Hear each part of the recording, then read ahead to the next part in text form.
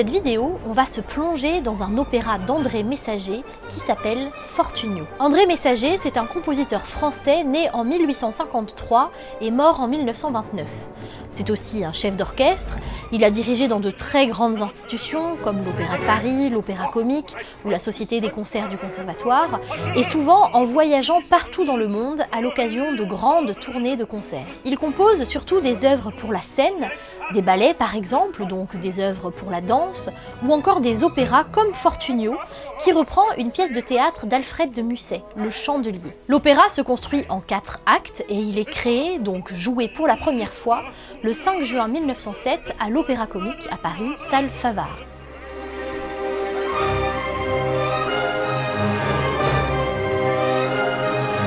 L'histoire se déroule chez Maître André, un notaire, et sa femme Jacqueline, une femme magnifique dont la beauté attire de très nombreux prétendants, ce qui rend jaloux son mari. Arrive Fortunio, un tout jeune homme naïf et rêveur qui vient travailler chez Maître André, un peu à contre-cœur car il préférerait rentrer chez lui et rêver d'amour. Mais au moment où il voit pour la première fois Jacqueline, il tombe éperdument amoureux d'elle et décide de rester.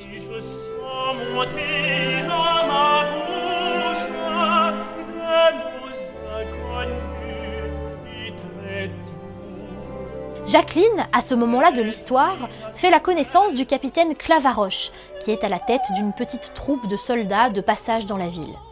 Le capitaine parvient à séduire Jacqueline et les deux amants se retrouvent en cachette en pleine nuit. Mais Maître André, le grand jaloux, a des soupçons et pour l'éloigner, Jacqueline et le capitaine Clavaroche mettent au point un stratagème. Ils décident d'utiliser Fortunio comme chandelier. C'est une manière de dire qu'ils vont l'utiliser comme un objet pour détourner les soupçons du mari jaloux.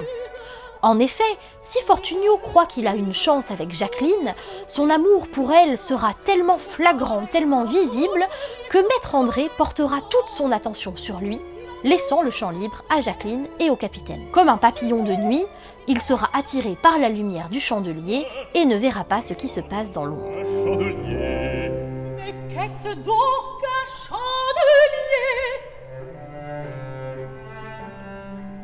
C'est un garçon de bonne mine, timide, naïf, emprunté, qui sur votre chemin chemine. Un jeu entre les 4 personnages s'installe alors. Jacqueline séduit Fortunio, celui-ci lui déclare sa flamme haut et fort, sous les yeux amusés du capitaine Clavaroche, et aussi de Maître André, qui est finalement plutôt rassuré, car il ne voit pas en Fortunio un véritable rival. Mais dans le dernier acte, la situation se renverse. Jacqueline, touchée par les paroles de Fortunio, commence à éprouver des sentiments pour lui. L'opéra s'achève lorsque tous les deux se déclarent leur amour et le capitaine Clavaroche comprend qu'il a été remplacé lorsque Jacqueline lui tend un chandelier.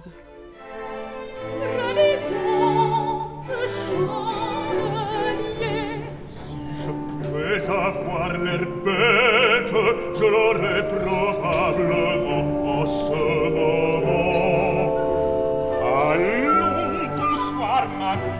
La pièce de théâtre d'Alfred de Musset a été retravaillée pour former le livret, c'est-à-dire le texte de l'opéra destiné à être chanté, et écrit par 2 librettistes, Gaston Armand de Caillavet et Robert de Flers. Ce livret est particulièrement intéressant pour plusieurs raisons.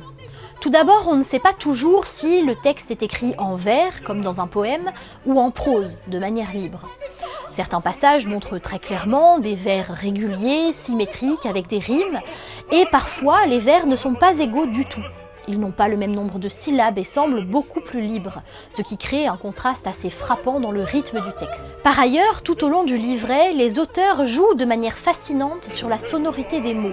Et je ne parle pas seulement des rimes. Le sansonnet chante des sonnets, l'énifiant précède édifiant, un jeu de réponses s'installe entre malgré tout et malgré vous, ainsi que toute une série de jeux de mots, les roses roses, le chemin chemine et le compliment qui ment. Une poussiéreuse image qui, comme tout compliment, Au moment où Maître André rencontre le capitaine Clavaroche, on trouve à nouveau toute une série d'assonances, d'allitérations, c'est-à-dire de jeux de sonorités sur son nom. Clavaroche tinte comme une cloche, comme une flèche qui se décoche, Clavaroche, cœur de roche, ricoche, coche, reproche, accroche, anicroche. D'ailleurs, ce passage fait écho à celui où Jacqueline s'extasie devant le nom de Fortunio, qui sonne, selon elle, comme le printemps. C'est un nom d'oiselet de printemps, un nom qu'on ne dit qu'en chantant. Fortunio est un oiseau et le capitaine Clavaroche, une cloche. Le texte contient donc déjà, à lui tout seul, une dimension musicale avec ses sonorités croisées. Et il y a aussi une forme d'humour, voire d'ironie, dans l'excès de rime et dans ce jeu sur la sonorité des mots.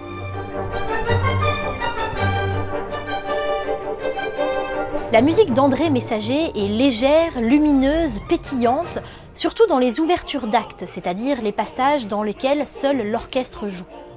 On sent l'influence de la musique italienne, et notamment des opéras italiens du XIXe siècle, avec une musique annonçant le spectacle qui se joue sur scène. Le texte, l'histoire, occupe une place particulièrement importante. Les vers, les phrases ne sont pas répétés, au contraire, le récit avance sans interruption, et les dialogues s'enchaînent avec une grande fluidité. André Messager compose des mélodies qui soulignent les subtilités de langue du livret, par exemple par des formules mélodiques qui pointent les assonances des paroles.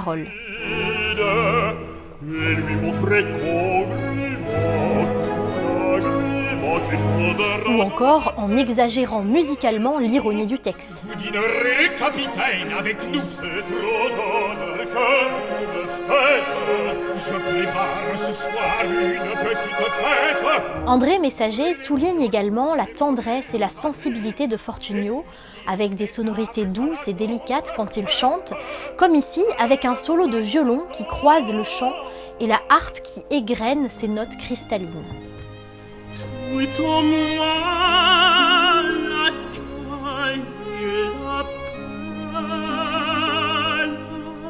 Le chant est très présent à l'intérieur de l'histoire, c'est-à-dire qu'il y a du chant dans du chant. Certains personnages sont amenés à se mettre en scène dans l'histoire pour chanter.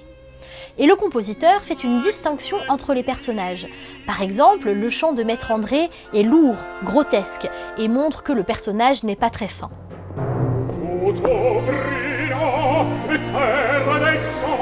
Le chant de Fortunio, au moment où il parle d'amour, est au contraire touchant et intense.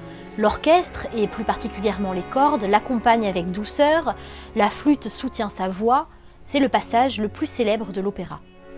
Si vous croyez que je vais dire qui j'ose aimer.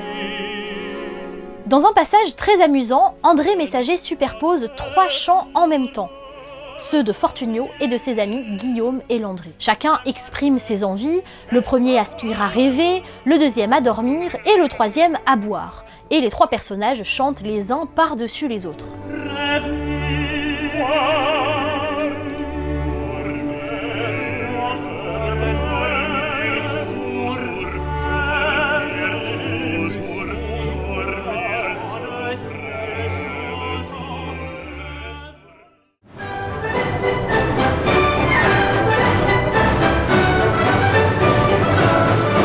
À partir du 24 avril 2022, on pourra entendre Fortunio à l'Opéra national de Lorraine, qui reprend la mise en scène de 2009 de Denis Podalides. Les décors d'Éric Ruff et les costumes de Christian Lacroix nous plongent dans la belle époque, cette période entre le 19e et le 20e siècle, avec quelques scènes qui se succèdent, en extérieur, dans la cour ou sur la place principale, ou dans la chambre de Jacqueline. Cette mise en scène, très proche du livret et de la partition, met en valeur avec sobriété l'histoire, la profondeur et la sensibilité des personnages.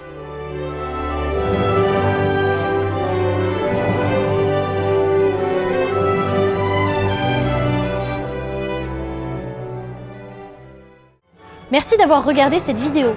La prochaine parlera d'une compositrice. Alors, à très bientôt.